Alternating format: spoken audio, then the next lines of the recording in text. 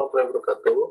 Perkenalkan, nama saya Muhammad Adam Ardiansyah, NPM 18-1439 dari kelas D. Di sini saya akan menjelaskan mengenai aspek-aspek hukum perdata internasional dalam perdagangan internasional untuk memenuhi UAS hukum perdata internasional. Aspek hukum perdata dalam perdagangan internasional.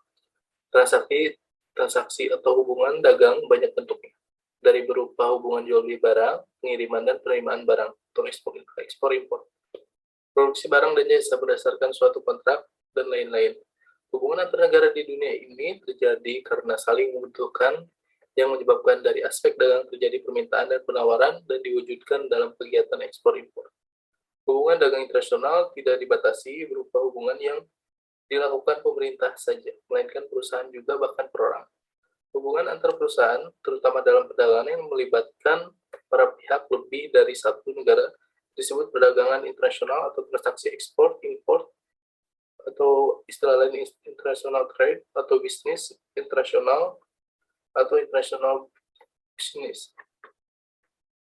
Yang selanjutnya ada pengertian perdagangan internasional. Setelah perdagangan internasional muncul di Eropa, kemudian berkembang di Asia dan Afrika. Menurut Sumantoro, pengertian perdagangan internasional adalah pertukaran seluruh barang dan jasa antara semua negara atau bangsa. Istilah perdagangan internasional sebenarnya adalah kegiatan pertukaran barang, jasa, dan modal antar penduduk suatu negara dan penduduk negara lain. Dapat dikatakan bahwa perdagangan internasional tidak berbeda dengan tukaran antar dua orang di suatu negara. Perbedaannya adalah bahwa perdagangan internasional orang yang suatu kebutuhannya berada di negara yang berbeda. Selanjutnya ada manfaat dari perdagangan internasional menurut Sadorno Sukino. Yang pertama ada memperoleh barang yang tidak dapat diproduksi dengan sendiri. Yang selanjutnya ada memperoleh keuntungan dari spesialisasi. Yang ketiga ada memperluas pasar dan menambah keuntungan. Dan yang terakhir ada transfer teknologi modern. Lalu ada pengertian ekspor-impor. Pada prinsipnya ekspor yaitu kegiatan mengeluarkan barang dari daerah pabean sesuai peraturan dan perundang-undangan yang berlaku. Sedangkan pengertian impor adalah perdagangan dengan cara memasukkan barang dari luar negeri ke dalam wilayah pabean dengan memenuhi ketentuan yang berlaku. Menurut pasal 1 dari 13 Undang-Undang Nomor 17 Tahun 2006, definisi dari impor adalah kegiatan memasukkan barang ke dalam daerah pabean, sedangkan dalam Butir 14 sebutkan ekspor yaitu kegiatan mengeluarkan barang dari daerah pabean. Selanjutnya ada perjanjian dalam ekspor impor. Dalam praktik, cara pembayaran di luar dalam perjanjian dibuat oleh masing-masing pihak yang melakukan perjanjian ekspor impor. Perjanjian ekspor atau impor merupakan bentuk hubungan perdagangan untuk memenuhi kebutuhan tiap-tiap negara tersebut.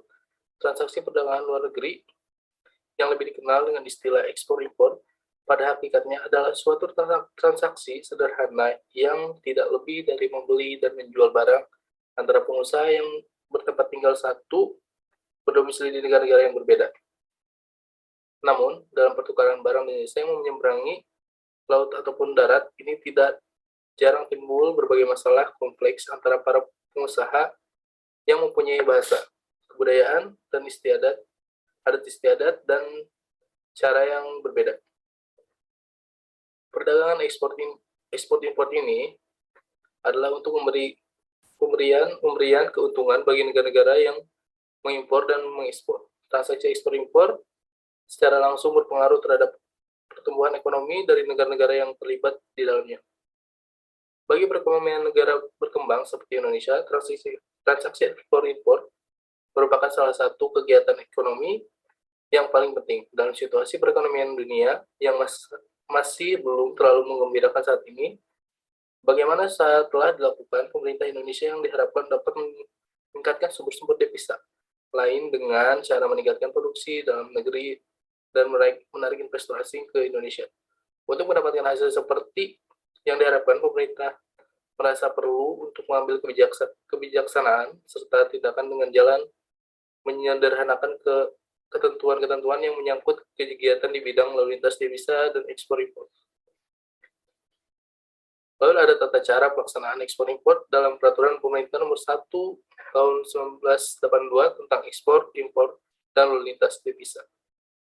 Telah diatur secara garis besar tentang pelaksanaan ekspor, impor, dan devisa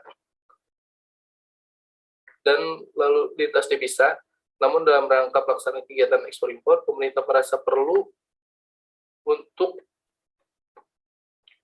menetapkan ketentuan hukum lain, yaitu Peraturan Menteri Perdagangan Republik Indonesia Nomor 13/M DAG garing 3 garing 2012 tentang ketentuan-ketentuan umum di bidang ekspor impor. Pemerintah senantiasa berusaha untuk menyempurnakan ketentuan-ketentuan yang dipandang menghambat usaha, meningkatkan kegiatan bidang ekspor impor, yaitu dengan mengeluarkan kebijakan yang disebut dengan deregulasi, yang berarti penataan peraturan, di mana peraturan yang dianggap tidak perlu akan dicabut untuk diperbaiki dengan peraturan yang baru. Tujuan pemerintah mengeluarkan kebijakan ini adalah untuk menarik minat para pengusaha untuk melaksanakan kegiatan ekspor, sehingga akan meningkat pula pendapatan pemerintah yang diperoleh dari kegiatan ekspor. Maka dari itu, kegiatan ekspor tidak hanya dilakukan oleh pengusaha yang telah memiliki di AP, AFES, atau AFET, tetapi juga dilakukan oleh pertama, setiap pengusaha yang memiliki surat izin usaha perdagangan atau SUP. Yang kedua, setiap pengusaha yang telah mendapatkan izin usaha dari departemen, teknis atau lembaga pemerintah non-departemen berdasarkan peraturan perundang-undangan yang berlaku. Untuk kesimpulan, aspek hukum perjanjian internasional ekspor impor barang di Indonesia, yaitu aspek hukum perjanjian sesuai dengan Kitab Undang-Undang Hukum Perdata Buku 3 tentang perikatan dan sesuai dengan prinsip hukum internasional yang diatur dalam Konvensi Wina 1986 dan UNIDROIT tentang harmonisasi hukum perdata internasional. Syarat sahnya perjanjian internasional ekspor impor barang tetap mengacu kepada standar hukum yang ada di dalam KUHP perdata, khususnya pasal 1320 tentang sahnya suatu perjanjian. Begitu juga standar yang ditetapkan oleh UNIDROIT tentang prinsip hukum perjanjian internasional yang bertumpu pada yang pertama, ada kebebasan berkontrak atau freedom of contract. Yang kedua, ada fakta servanda. Yang ketiga, ada etikat baik. Sekian presentasi dari saya. Mohon maaf apabila ada salah-salah kata. Wassalamualaikum warahmatullahi wabarakatuh.